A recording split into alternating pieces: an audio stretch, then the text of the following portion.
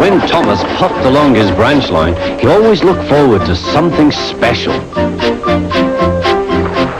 The sight of the river.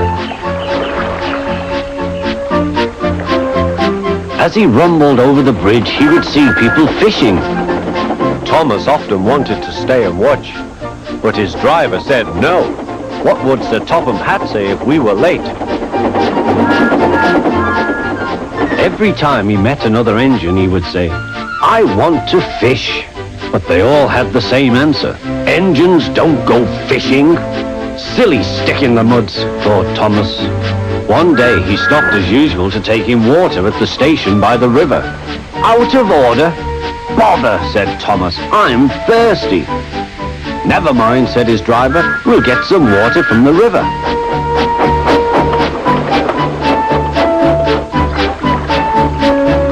They found a bucket and some rope and went to the bridge.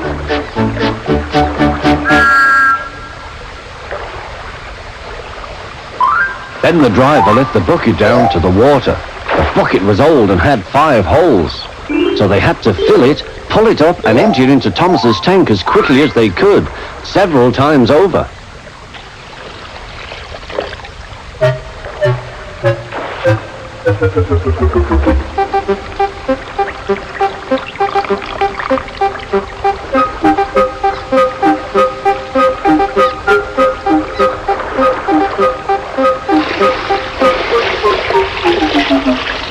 They finished at last. That's good, puffed Thomas, and Annie and Clarabel ran happily behind.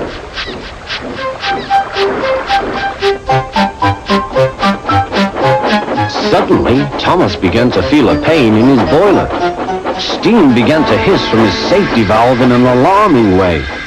"There's too much steam," said his driver. "Oh dear," groaned Thomas, "I'm going to burst! I'm going to burst!" They damped down his fire and struggled on. "I've got such a pain! I've got such a pain!" Thomas hissed.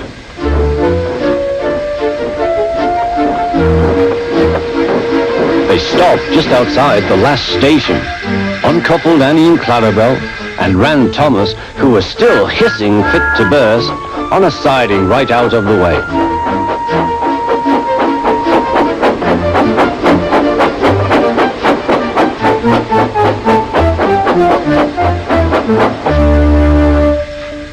Then while the conductor telephoned for an engine inspector, the driver found notices in large letters, which he hung on Thomas in front and behind.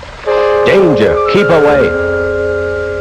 Soon the inspector and Sir Topham Hatt arrived. "Cheer up, Thomas," they said, "we'll soon put you right." The driver told them what had happened. "So the feed pipe is blocked," said the inspector. "I'll just look in the tanks." He climbed up and peered in. Then he came down. "Excuse me, sir, please look in the tank and tell me what you see."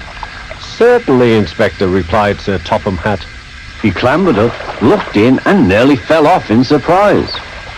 "Inspector," he whispered, "can you see fish?" "Gracious goodness me, how did the fish get there, driver?" "We must have fished them from the river with our bucket," replied Thomas's driver. "Well, Thomas, so you and your driver have been fishing, but fish don't suit you. We must get them out." They all took turns at fishing in Thomas's tank, while Sir Topham Hatt looked on and told them how to do it. When they had caught all the fish, they had a lovely picnic supper of fish and chips. That was good," said Sir Topham Hatt. "But fish don't suit you, Thomas, so you mustn't do it again." "No, sir, I won't," said Thomas sadly. "Engines don't go fishing. It's too uncomfortable."